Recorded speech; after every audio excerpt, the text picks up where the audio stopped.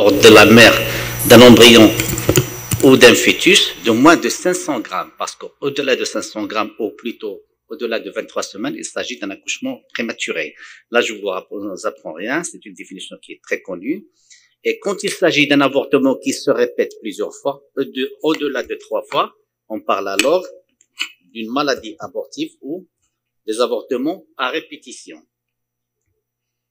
Alors, les avortements, c'est très fréquent. C'est quelque chose qu'on voit pratiquement 30 à 55% des grossesses qui finissent par avorter avant l'implantation. Je dis pas malheureusement ou heureusement, puisque 85% des cas, ils sont infracliniques. La femme ne se rend même pas compte qu'elle était enceinte. Il y avait un petit retard d'une semaine ou deux et finit par expulser. Je dis peut-être c'est un retard simple des règles, alors qu'il pourrait s'agir d'une grossesse qui s'est arrêtée très tôt. 15 à 20%, ce sont des avortements cliniques, c'est-à-dire la femme se sait enceinte et parfois on commence même à avoir l'activité cardiaque et il finit par expulser son produit d'expulsion. Pourquoi il expulse ce produit de conception? C'est parce qu'il y a une cause qu'on va voir après. Ce qui est très important, c'est qu'il y a une grande partie, plus de 95%, s'expulse avant la 15e semaine, c'est-à-dire le premier trimestre de la grossesse, et c'est là où il y a le vrai risque de menace d'avortement ou d'avortement carrément. Là, c'est une petite étude qui est relativement ancienne, qui date d'une dizaine d'années, j'étais encore à la maternité Suisse. Voilà l'activité du service des urgences. Vous voyez la part importante des avortements. On voit beaucoup de choses, les bartholinites, les déchirures vaginales, les prises de parois, enfin beaucoup de choses qu'on voit aux urgences, mais l'expulsion c'est-à-dire l'avortement d'une grossesse à un âge très jeune représente pratiquement 4 cas sur 5. Là, je ne rentre pas dans les détails. Est-ce qu'il a été amorcé volontairement ou involontairement? C'est ce qu'on reçoit au service des urgences. On reçoit ce qui est là, c'est-à-dire la femme est en train d'expulser. Et ça représente 4 cas sur 5. Les causes des avortements, ils sont nombreuses. Mais l'avortement, en plus de la cause, il a un mécanisme. Le principal mécanisme de l'avortement, c'est un dysfonctionnement de l'hémostase. Il y a un problème hémorragique ou un problème plutôt circulatoire. Les causes sont nombreuses, ça peut être des anomalies chromosomiques, ça peut être des causes utérines, ça peut être n'importe quoi. C'est pas le plus important. Pour nous, c'est lorsqu'il y a une menace, comment éviter à ce que soit expulsé. Pour le mécanisme de l'avortement, on peut avoir un dysfonctionnement de l'hémostase qui aboutit à des phénomènes soit hémorragiques, soit thrombotiques. Soit que la circulation s'arrête, soit que la circulation sort de son lit et ça entraîne des infarcissements placentaires. Ces infarcissements placentaires, ou plutôt trophoblastiques, parce qu'il s'agit d'une grossesse très jeune, ça peut se situer soit en intracorial, soit en sous-décidual, soit en intracavitaire ou sous-amniotique, et ça finit par expulser le produit de conception, soit par effet de masse, l'hématome qui pousse le produit de conception, pardon, soit l'hématome qui pousse, soit que le trophoblaste s'infarcit et finit par s'arrêter. Alors, j'ai dit les causes, ça peut être les causes fœtales ou un problème d'accident chromosomique et ça représente 70% des cas. Comme ça peut être des anomalies utérines, soit mécaniques, soit de malformations comme fibromyalgie ou un utérus cloisonné et autre chose. Mais les principales causes où on doit agir, c'est plutôt les maladies auto-immunes et c'est ça qui est responsable des maladies abortives ou des avortements à répétition. Alors, les causes des avortements pour anomalies immunologiques, on a les principales causes qui sont les antiphospholipidiques. Ça peut être soit un lupus patent ou latent, n'est pas encore déclaré. Et la grossesse, c'est un facteur déclenchant des maladies auto-immunes. Ça peut être des anticorps antinucléaires anti-DNA, ça peut être un problème d'anticorps antithyroïdiens, la classique maladie d'Hashimoto, qui se déclenche à l'occasion d'une grossesse. Donc, les maladies auto-immunes, ils sont le plus souvent révélés par la grossesse, mais également, ils sont une cause principale des avortements à répétition. Une autre cause qu'il ne faut pas sous-estimer, c'est la thrombophilie. C'est une maladie de la crase, c'est une anomalie de la crase qui peut avoir un potentiel hémorragique, comme ça peut être un potentiel thrombotique. Les deux situations aboutissent au même résultat. Quand il s'agit d'un potentiel hémorragique, c'est des troubles des facteurs de la coagulation qui peut donner des hématomes, des décollements trophoblastiques, et voilà, c'est l'arrêt de la grossesse. Ou ça peut être blocage de la circulation, et c'est pratiquement la même chose, l'expulsion de produits de conception. Alors, comment est maintenue la grossesse? Quel est le principal facteur qui maintient la grossesse en place? Bien, il y a cette fameuse progestérone. Et le taux de progestérone se multiplie par 1000 au cours de la grossesse. Il n'est pas là pour rien, c'est elle qui permet de maintenir la grossesse. Et vous savez comment ça vient cette progestérone. Au premier trimestre, c'est le corps jaune. Et au-delà du premier trimestre, c'est le placenta qui prend la relève. Vous voyez qu'entre 8 et 11 semaines, il y a une petite faille. C'est le passage de la progestérone d'origine ovarienne et le placenta qui se développe, qui mûrit petit à petit et qui prend la relève et commence à sécréter cette fameuse progestérone. Et effectivement, c'est là où il y a le plus grand nombre de risques d'avortement ou de menaces d'avortement. C'est là où il y a une faille, c'est-à-dire à cette partie-là. C'est pour cela qu'il est devenu systématique de donner de la progestérone depuis le début de la grossesse jusqu'au 16e semaine. C'est pour éviter qu'il y ait cette faille responsable des menaces d'avortement. Je ne parle pas des anomalies chromosomiques, je ne parle pas des malformations fœtales qui vont finir par avorter de toutes les façons, quoi qu'on donne à la grossesse. Alors, le rôle de la progestérone, elle est primordiale. Il permet de maintenir la grossesse en place, il permet la nidation, mais également il a un rôle anti-rejet. Vous savez que la grossesse, c'est une allogreffe, c'est un corps étranger à l'organisme maternel, donc automatiquement ça déclenche des phénomènes de rejet, et fort heureusement ça ne se rejette pas, parce qu'il y a beaucoup de mécanismes qui rentrent en jeu, et ceci grâce à la progestérone. Là, une étude qui a fait une comparaison entre deux lots de femmes. Il y a une cohorte de femmes normales qui n'ont pas de menace d'avortement, et l'autre, qui est de l'autre côté, une cohorte de femmes qui ont présenté des menaces d'avortement. Sur le plan données épidémiologiques, c'est pratiquement la même chose. Tout est pareil, mais quand on a dosé la progestérone chez ces deux lots de femmes, on a trouvé que le taux de progestérone, il est beaucoup plus bas chez le lot de femmes qui ont des menaces d'avortement. Donc, il y est pour quelque chose. Et mieux que ça, le taux de fausse couche, il est multiplié par 4 dans le lot où il y a la progestérone est basse. Donc, il est indispensable que cette progestérone soit présente à des taux valables pour maintenir la grossesse.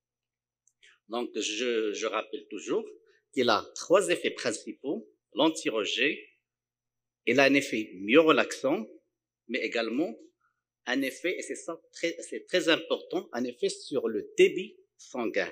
Ça permet de favoriser une excellente vascularisation utéro-placentaire. Alors, l'effet anti-rejet, ça dépend de ce qu'on appelle l'immunomodulation. Lorsqu'il y a un corps étranger, il y a des lymphocytes T, ce qu'on appelle les natural killers, qui sont de 2 sortes.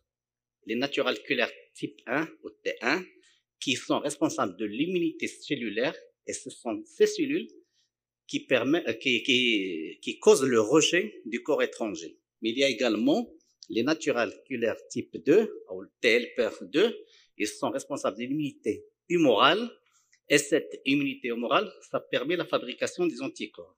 Alors pourquoi tout ça? Pourquoi je parle de ces natural killers? C'est pour vous montrer la relation qui existe entre la progestérone et cet équilibre entre cette immunité cellulaire et humorale. Alors, quand il y a une forte dose de progestérone, les T helpers, c'est-à-dire l'immunité cellulaire, baisse, mais l'immunité humorale augmente. Et justement, on voit dans certaines situations, les femmes qui ont des maladies rhumatismales, qui dépendent de l'immunité cellulaire, leur maladie s'améliore au cours de la grossesse. Par contre, les femmes qui ont un problème de lupus ou autre chose qui dépend de l'immunité humorale, leur maladie se déclenche ou s'aggrave au cours de la grossesse. La progestérone n'est pas là pour favoriser l'un ou l'autre, elle est là pour maintenir la grossesse. Et par le biais de cette progestérone, l'immunité cellulaire baisse et l'immunité humorale persiste, ce qui permet de garder cette grossesse qui n'est pas rejetée. L'expérience a montré que l'effet de la progestérone, il agit sur un facteur qu'on appelle la progestérone induced blocking factor, c'est-à-dire qui favorise les effets de la progestérone, ce qui permet de maintenir la grossesse. Par contre, si on donne un antiprogestérone, la mifepristone, il bloque les effets de la progestérone, les TH1 augmentent et TH2 baissent. Et lorsque le TH1 augmente, il y a une immunité cellulaire qui s'attaque au corps étranger, qui est la grossesse, et voilà, ça favorise l'avortement. Alors, le TH1, d'habitude, qui est responsable de l'immunité cellulaire, il est inhibé par la progestérone qui fabrique le facteur qui bloque cette inhibition. Bon, c'est pas la peine de rentrer dans ces détails parce que c'est trop biologique, mais juste là, une étude qui a montré que les femmes qui n'ont pas d'avortement ou de menace d'avortement, ils ont le taux de PIBF, c'est-à-dire le facteur qui bloque le progestérone inhibiteur facteur qui reste élevé durant toute la grossesse, et le dosage des femmes qui ont fait des menaces d'avortement, carrément des avortements, le PBIF, il est très bas. Ça passe tout seul, pardon. Il est très bas parce que ce facteur-là, lorsqu'il est bas, c'est l'avortement qui se déclenche. Alors, quel est le lien potentiel entre l'immunomodulation et le débit sanguin?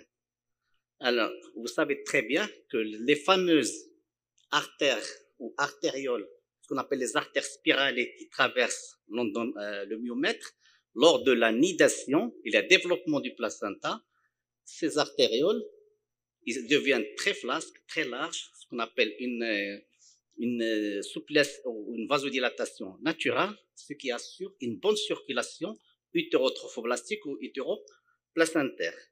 Alors, si on compare ces artérioles spiralées qui traversent l'utérus pour arriver au placenta, ici, vous voyez qu'il est très serré, ça est en dehors de la grossesse, mais sous l'effet de la progestérone, il devient très, très flasque, ce qui garantit une bonne circulation utéroplacentaire.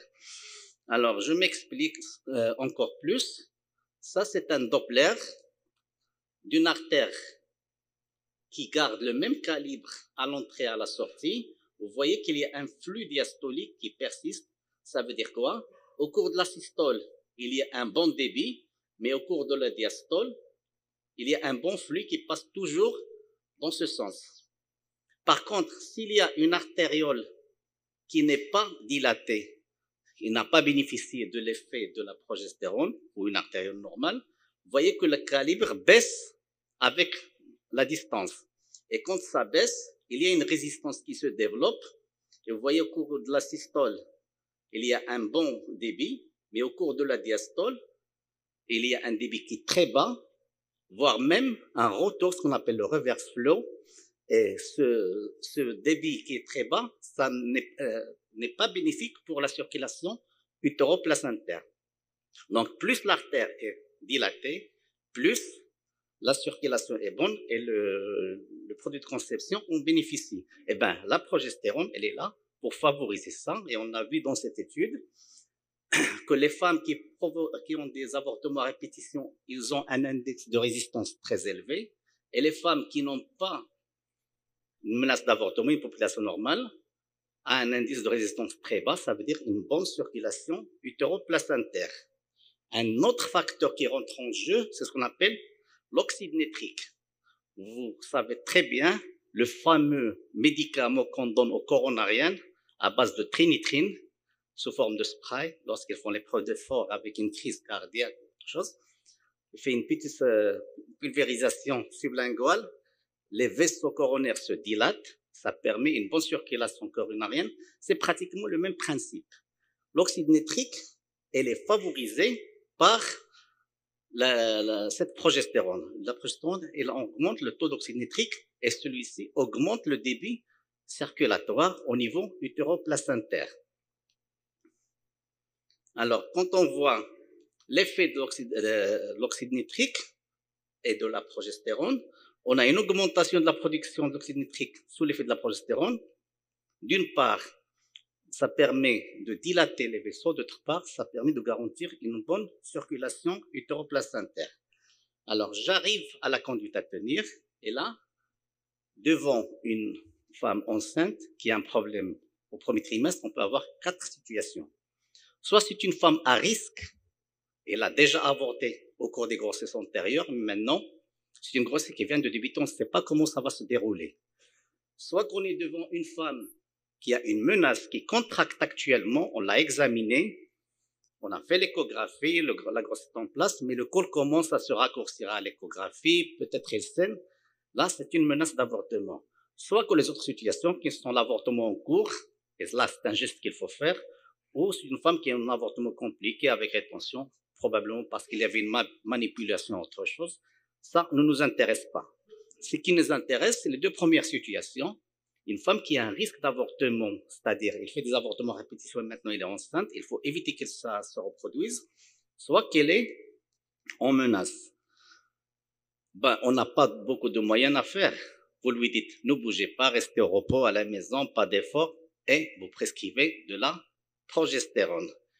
Et quand vous prescrivez de la progestérone, il y a des petits problèmes, des modes, c'est-à-dire de médicaments que vous allez lui donner. Je vais y revenir parce que c'est ça le problème de la prise en charge. Ça passe pas?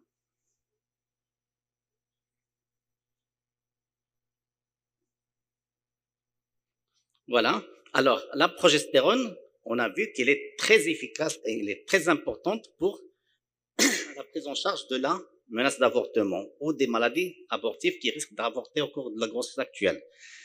Mais quel progestatif ou quelle progestérone qu'on va donner? Vous savez que parfois on dit progestérone, parfois on dit progestatif, c'est pas la même chose. La progestérone, c'est celle-là, c'est la progestérone naturelle.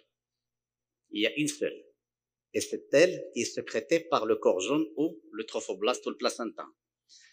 Les autres sont les progestatifs. Lorsque la progestérone est synthétisée, ça s'appelle les progestatifs. Mais entre les deux, il y a une molécule qui n'est pas vraiment synthétique, mais qui n'est pas totalement naturelle, qui s'approche de la progestérone naturelle. Alors, tous les progestatifs que je vous ai montrés, ils ont le même effet. Ils sont progestomimétiques. Par contre, il y a d'autres effets qu'on peut avoir ici, tels que effet glycocorticoïde, androgénique, anti-androgénique. Ça dépend de ce qu'il a comme produit. Et même les origines, il y a ce qu'on appelle les noyaux prégnanes et les noyaux stranes. On ne peut pas tous les donner chez la femme enceinte. Pourquoi? Parce que on risque d'avoir des problèmes de masculinisation d'enfants de sexe féminin ou l'inverse, parce qu'ils sont synthétiques, ils peuvent être d'origine androgénique ou autre chose. C'est pour cela qu'on ne laisse, qu'on n'autorise chez la femme enceinte que la progestérone naturelle ou celle qui s'approche de la progestérone naturelle. Quelle est la différence entre la progestérone naturelle et la dihydrogestérone? C'est ici que ça se passe. Seule une petite liaison de plus par rapport à celle-là, mais pratiquement la même chose. C'est la même molécule avec une liaison carbone de plus, hydrogène de plus, ce qui rend cette molécule beaucoup plus résistante au passage entéro-hépatique. La progestérone naturelle, comme toutes les hormones naturelles, lorsqu'elles sont prises par voie orale, il y a une barrière hépatique. Celle-là, il a été renforcé. C'est un isomère qui a été renforcée pour résister au passage transhépatique. Maintenant, est-ce qu'il garde la même efficacité ou non? C'est ce qu'on va essayer de voir. Pratiquement, d'après ces tableaux, ils ont la même efficacité, sauf l'effet anti-gonadotrope qui est moins pour la dihydrogestérone que par la progestérone. Donc, c'est pas un handicap pour le traitement. Et l'effet glycocorticoïde qui est encore moins que la progestérone naturelle.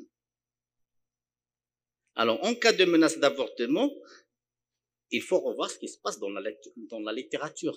Qu'est-ce qui se passe dans les papiers? Il y a plusieurs méta-analyses qui ont été faites. La première, ça a été faite en 2017, comparant la dihydrogestérone avec la progestérone. C'était une étude de 913 cas avec la progestérone naturelle, 4 études, et la dihydrogestérone, 3 études. On a constaté que ça permet de réduire, pratiquement de la même façon, 57% des risques de fausse couche. Une autre méta-analyse a été faite en 2018 par Wahabi, qui compare 696 cas.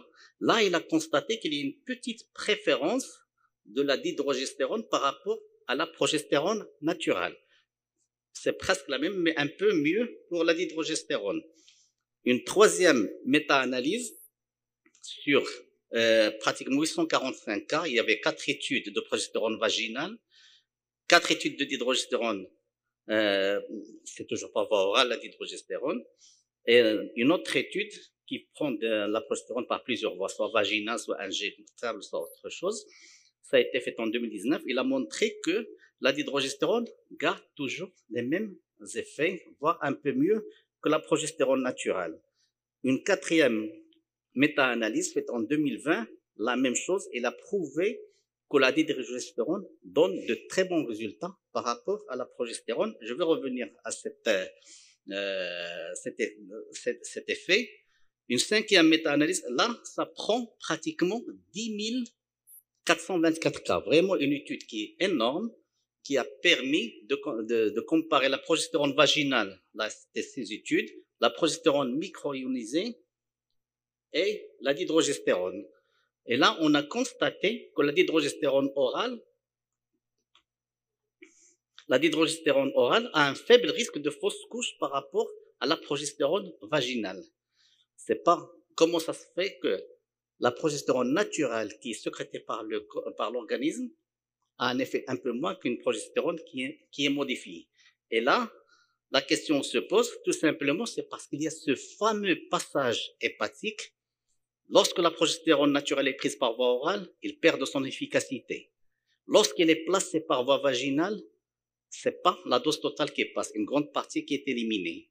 L'injectable reste la meilleure, mais qui ose faire un traitement injectable par la progestérone pendant 1 ou 2 mois durant le premier trimestre, vraiment, c'est très, très, très douloureux et c'est pas facile à réaliser.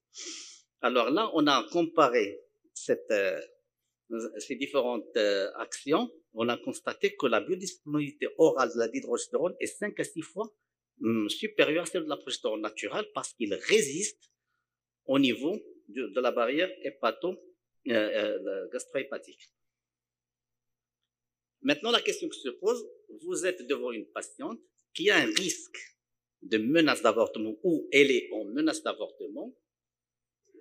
Vous allez lui donner de la progestérone, bien sûr, pour garder cette grossesse. Il faut demander son avis. Est-ce qu'elle préfère la voie orale? Parce que les deux, ils sont efficaces. Est-ce que vous lui donnez la voie orale, la voie injectable, la voie vaginale? Ben, ça dépend. Bien sûr, il faut le faire ça en concertation avec la patiente et c'est à elle de choisir le bon traitement. Mais tout en gardant derrière la tête que vous devrez garder une bonne efficacité thérapeutique. Et là, un questionnaire, une étude qui a comparé les deux à des femmes qui ont pris de la progestérone par voie orale. Voilà, on a fait un questionnaire. Est-ce qu'il faut donner la progestérone par voie orale ou la dihydrogestérone ou progestérone par une autre voie comparée à la dihydrogestérone? La majorité préfère la voie orale, vu son observance, et la meilleure progestérone qui reste plus efficace par voie orale, c'est la dihydrogestérone grâce à la modification qui est faite et que ça reste une progestérone naturelle, n'est pas synthétique, puisque le recul a montré qu'il y a pratiquement plus de 113 millions, d'après les méta-analyses qui ont été faites, plusieurs millions de femmes qui ont utilisé la dihydrogestérone et il n'y a aucun effet tératogène, il n'y a aucun effet sur le produit de conception. Il y a également plus de 20 millions de grossesses qui ont été exposées au traitement, aucun effet, et là, aboutit à des grossesses qui finissent par donner des enfants à terme en bon état sans aucune constatation particulière.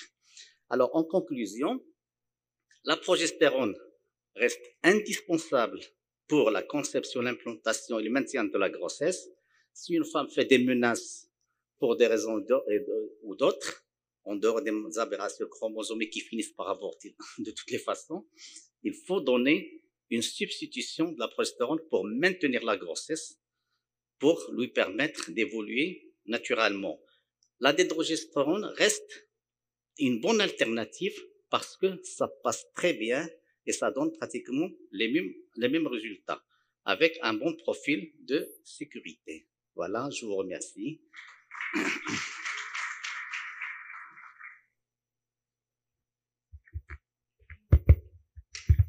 Merci, professeur Barada, pour cette présentation. Et on laisse à la salle, on a gagné 3 minutes avec professeur Barada. Donc, on a la chance d'avoir autant de questions, et vous pouvez poser vos questions. On vous remercie.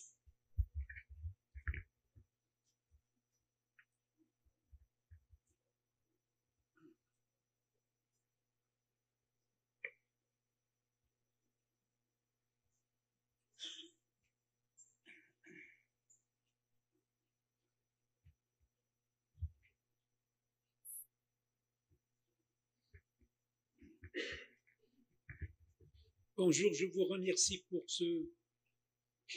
cette illustration du problème des avortements et je me demande, en cas de menace d'avortement, il y a une douleur pelvienne et il y a des métrorragies. Comment faut-il faire une différence entre une grossesse ectopique et une menace d'avortement? Et merci. Je ne sais pas comment vous dire, parce qu'une grande différence entre une menace d'avortement et une grossesse ectopique, ça c'est deux choses totalement différentes. Ça, moi, j'ai pas voulu parler de diagnostic de la grossesse ou de diagnostic de la menace d'avortement ou de la diagnostic d'une grossesse normale ou normale, parce que des choses qui sont banales et c'est pas l'objectif de ma présentation, mais faire la différence entre une grossesse ectopique ou une grossesse intra-utérine, c'est très simple. Actuellement, tout le monde dispose d'un échographe. La femme se dit en retard des règles. Au bout de quelques jours, vous faites le test, il trouve les deux traits dans le fameux test urinaire ou positif dans le test sanguin. Elle est enceinte, elle est à grossesse. Maintenant, il faut situer cette grossesse. Un coup de sonde. Je sais que dans les cabinets de généralistes, vous ne faites pas souvent des endovaginales. Pour la transe abdominale, parfois c'est difficile de voir le sac gestationnel lorsqu'il est très jeune, mais si vous avez la sonde endovaginale, très tôt on voit l'ébauche du sac intra-utérine. Parfois il faut se méfier du corps jaune qui est au niveau de l'ovaire, soit à droite, soit à gauche. Il ne faut pas le prendre pour une grossesse ectopique. Si vous voyez le sac intra-utérin et le sac à côté au niveau de l'ovaire, vous pouvez dire de prime abord qu'il y a une grossesse avec un corps jaune qui est en train de se former. Faites un contrôle 15 jours ou 3 semaines plus tard, vous allez voir que le corps jaune, ça commence à baisser de volume et le sac gestationnel intra-utérin commence à grandir avec l'activité cardiaque. Là, il n'y a pas de doute de diagnostic. Par contre, s'il est ectopique, les choses ne vont pas comme ça. Vous allez voir à côté de l'utérus un sac qui n'est pas identique au corps jaune, parce que la paroi est très épaisse, il est embryonnaire à l'intérieur, c'est ce qu'on appelle l'image en cocarde. Là, il n'est pas dans l'ovaire, il est dans la trompe. Parfois, vous pouvez même voir une activité cardiaque à l'intérieur, là, vous êtes à 100% en grossesse ectopique. Mais il faut se méfier de faux sacs qui se trouvent dans l'utérus qui accompagnent la grossesse ectopique. Moi, je rentre un peu dans les détails, parce que quand il s'agit d'une grossesse extra-utérine, il y a un sac dans la trompe, il y a un faux sac dans ce qu'on appelle le sac déciduel, dans l'utérus. Et là, vous faites toujours des contrôles 1 semaine, 2 semaines plus tard s'il n'y a pas l'urgence, pour distinguer entre les deux. D'accord?